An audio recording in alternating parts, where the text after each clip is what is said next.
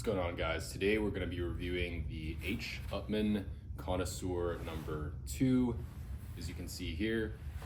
So quick backstory before we get this thing cut and lit. The Connoisseur line started, I believe, in the 1950s or 60s with the Connoisseur number 1. And then as the years went by, Habanos decided to release new variations. And with that, not only came new blend changes, but new vitolas as well. And so this one in particular is a 5 1/4 by 51, so sort of that Robusto-ish size, maybe a little bit bigger. So I did smoke this cigar once before, and it was a pretty solid smoke. I think I rated it around maybe like a 92, 93. And so I'm excited to see where this cigar will take us this time. And lucky for you guys, you'll be able to tag along with me. And if you have one of these on hand, I encourage you to smoke along with me as well. So let's get this thing cut and lit, and we'll go into the first third. So classic Upmann cream and sort of biscuit scent just off of the wrapper and the foot of the cigar.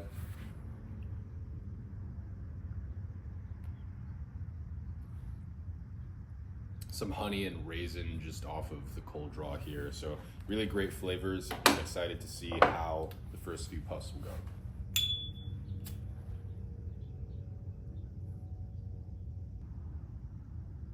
Just beautiful aromas at the moment as we're taking our time lighting this thing. Get some cream, Cuban barnyard twang, a little bit of grassiness here and there. And I think a little bit of like a deep but somewhat neutral tea note is coming in and out.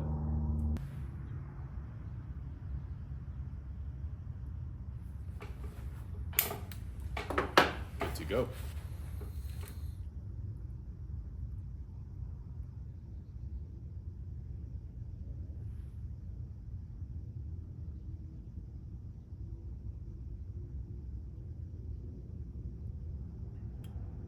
That's fantastic. Oh my God, that's fantastic. That is so good.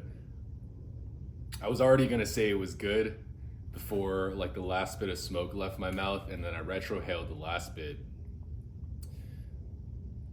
And then I tasted just a bunch of extra notes on my palate, just lingering right there. I feel like I might have even opened my mouth too soon, because even just good doesn't do it justice. I think that for the most part now, at my level of experience, and I've been smoking cigars for a couple years now, so I'm not expert, but I definitely have a ton of cigars under my belt. I think that at this point, I can sort of tell now, just off the first few puffs, off of how rich a cigar is, how much it saturates my palate, and how consistent the flavors are. How much of a wide range it can encompass, either that, or even if it's just focusing on a few notes, just how, not necessarily strong, right? Because like you're not always looking for something punchy, but more so how much it envelopes your palate, right? It's like, it's a little bit hard to describe, but I just really seek, even in lighter bodied cigars, honestly, you can have very, very light notes like cream and shortbread and all that kind of stuff, but it still shouldn't taste flat or muted is what I'm trying to get at. And so I think off of the first few puffs at this point, I can kind of tell how good a cigar is in that respect. And so there have been a few cigars that have changed it up on me, but for the most part, those first few puffs are good indicators as far as the general range of like point rating that I would give it at the end of the cigar.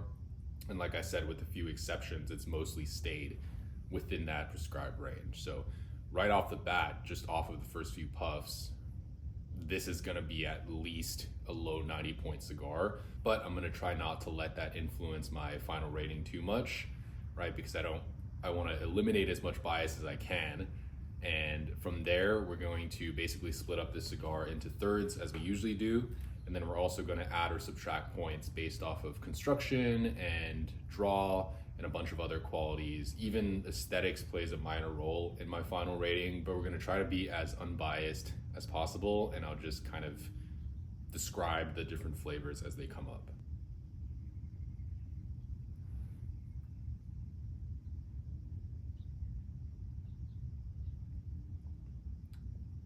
Yeah, like I said, there are certain cigars that I think have beautiful flavors, but they don't have that depth quality that I really, really seek out. And this is one of the cigars that does.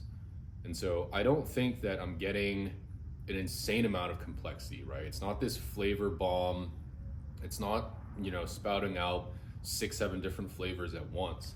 I think I'm mainly just getting the slightly salty Cuban twang, and I'm getting a little bit of that signature H. Upmann, like shortbread cookie type of flavor, as well as a little bit of like savory and sweet intermixed, and maybe a little bit of nuttiness as well, but that's basically it, right? So right there, like, there's nothing extremely complex. It's just the way that it's delivering those notes is just completely saturating my palate. Like, I can still taste it even after not taking a puff for like a minute or two. I can still taste it all around, and that is really, at least for me personally, what I look for, and generally what separates the 80 something point cigars from the 90 something point cigars.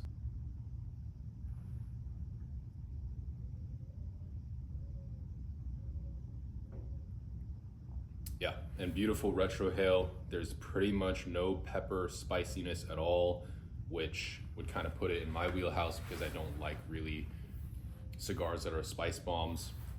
And we're gonna take a break from the cigar momentarily, and we're gonna do this little pour of scotch.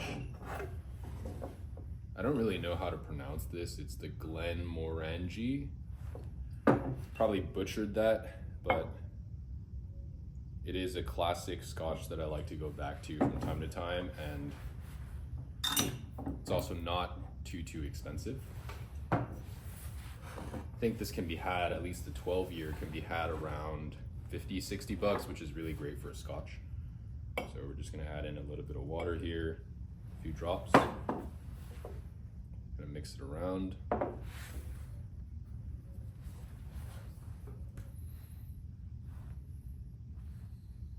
This is just like, even the aroma is just very intoxicating. Just right off the bat, it's everything that is part of H. Upmann's signature flavor profile, but like turned up a notch.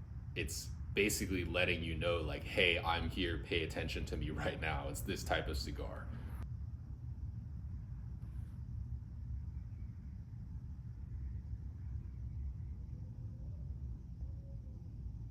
Oh, even the retrohale is just incredible.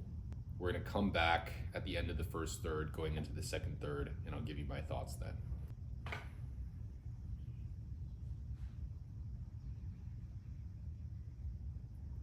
All right, so we just finished off the first third, and I think that those notes just stayed really consistent, and I was getting very consistent delivery of them.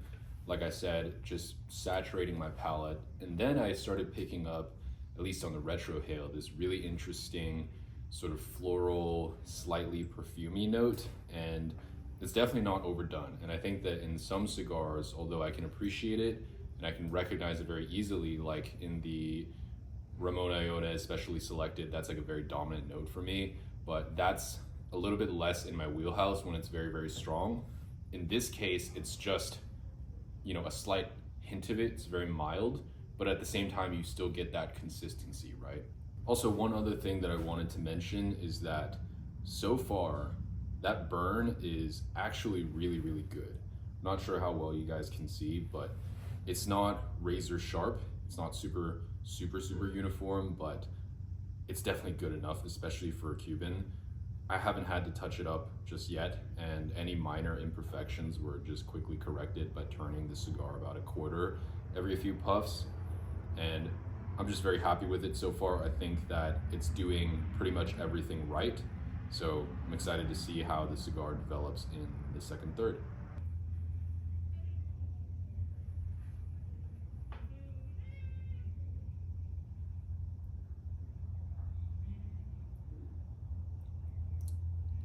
So good. So we're here at the end of the second third. As you can see, the ash is holding on pretty well, and I'm looking over at my notes because there's so much going on I have to glance over, but obviously I'm in a good mood. I have some music playing in the background, but I put down definitely that vanilla quality came in through the palate, and then some sweet cream. That sweetness was definitely turned up in the second third, and then just that very mineral rich Cuban twang barnyard aspect, both on the palate and through the nose. And then that sort of malty quality that came in the Magnum 50 as well. And I think that that might be part of Upmann's signature profile. I'm not too sure, but if it is, it definitely comes in sometime during the second third pretty consistently out of the H. Upmanns that I've had so far. And just overall, it's kind of mind-blowing, honestly. And I didn't expect this second experience to be so good. The first one was good enough, but I think maybe just that evening I was smoking outside. It was pretty cold.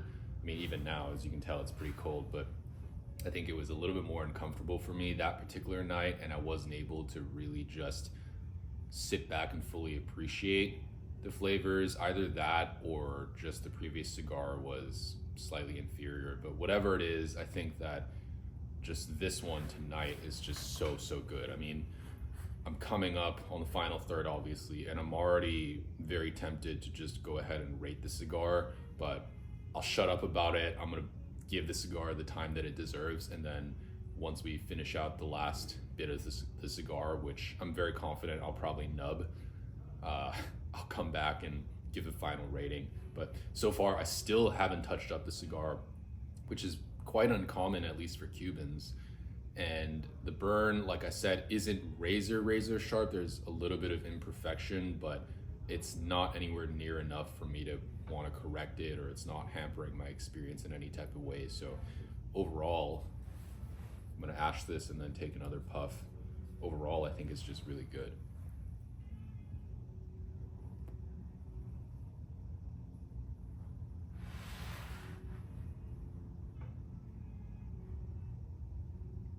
Yeah, it's just beautiful. I think that this cigar is creeping very close to being a perfect cigar for me.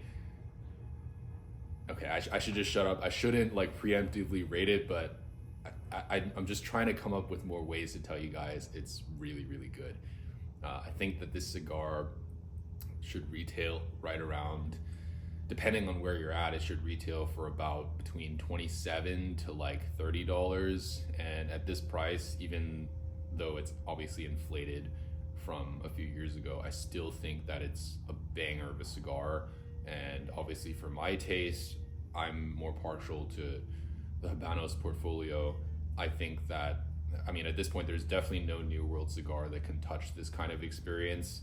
And even for Cubans, it's like right at the very top, competing for, you know, one of the best cigars that I've ever smoked. So I'm gonna sit on it, smoke a little bit more, and then come back at the end of the final third, and we'll give it a rating.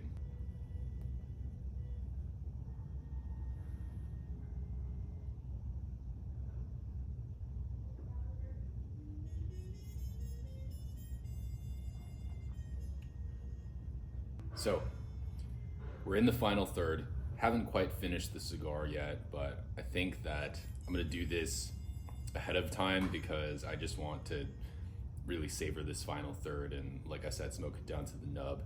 But I think that at this point, the vanilla is definitely creeping up in intensity. The barnyard and the shortbread and all the notes that I described earlier are still here, right?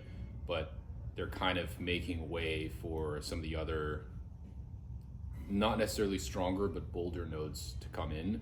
That malty, sort of like barley, chocolate, milk chocolate mix is definitely ramping up. It's not to the same extent as in the Magnum 50, right? Because in that video I mentioned that it almost kind of tasted like a Whopper or like, you know, orange creamsicle.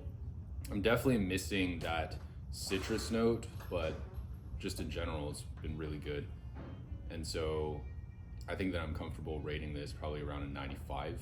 I'm gonna have to think about it for a few minutes after I finish it out, but definitely around a 95.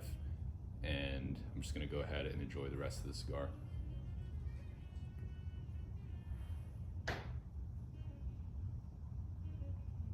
yeah, just really good. That tea note is definitely coming back in. So 95 it is. I'm gonna finish this off and then take a couple more sips of the scotch. So hopefully you guys enjoyed this. Definitely gonna be back for some more reviews. Definitely want to explore more of the Marca as well. But yeah, I think that's it for today, and I'll see you guys in the next one.